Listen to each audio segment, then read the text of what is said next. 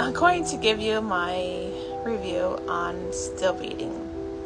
Now first, let me just start by saying when I read this, I went in mostly blind. The only thing that I knew was they were abducted, but that was it. I have been the type lately to go into the books blind, and for me it has been a much better experience. I don't usually do that, but lately it has been what I've been enjoying the most. So for starters, we have Dean and we have Cora, and let me just say, they do not have that good relationship, okay? They have the banter, they have where they really don't get along. They did pranks to each other as they were growing up. Like, they don't have that good relationship, okay? So Dean is actually Cora's sister's fiance, and they're actually supposed to get married in a few weeks. Well, they are at a bar and they are celebrating Cora's sister's birthday. Well, Cora decided to stay at the bar while Dean and her sister decided to leave. Well, she needed a ride home, and who goes ahead and picks her up? Dean does. So they're on their way home and they get adopted. And the way she referenced this guy that had abducted her was John Wayne Gacy, and I thought that was kind of pretty fitting, because when she was describing him, in a way, I kind of saw it. I really did. And where they landed up, it made me really see it. So I thought that was actually pretty fitting. So they are in a basement and they are stuck there. Now, usually, I can't really say usually, but I guess if you are stuck together in this type of situation, you would think, I have someone here with me, it'll be okay. But for Cora, it wasn't, because of the type of relationship that her and Dean had. It wasn't. So I'm not going to go into details on what happened into this basement.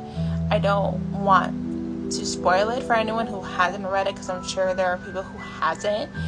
But obviously things has happened into that basement. Now we're going to jump into when they are free. Now, obviously, everyone is happy that they are safe and they are home. Now, Cora's sister, she wants things to go back to normal, basically. Like, that's the vibe that I had picked up on. That's the way I felt for, not just for Dean, but for Cora too. And I felt that was really odd, especially what Cora had went through. And I didn't like how she was pushing that. And that's my personal opinion. Now, it was, she wanted things to go back to normal with Dean as well, okay? And, well, now Dean and Cora, they got this trauma bond. So, like I said, they didn't have this relationship before, so now they do. I'm trying so hard not to do spoilers here, but they are connected, and it's not really looking good for Dean and his fiance. And I don't want to spoil it, so I'm just going to stop right there.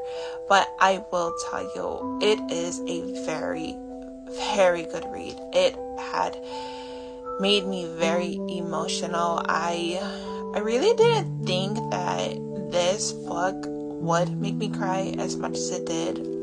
There were other characters that were brought in that was in this type of situation.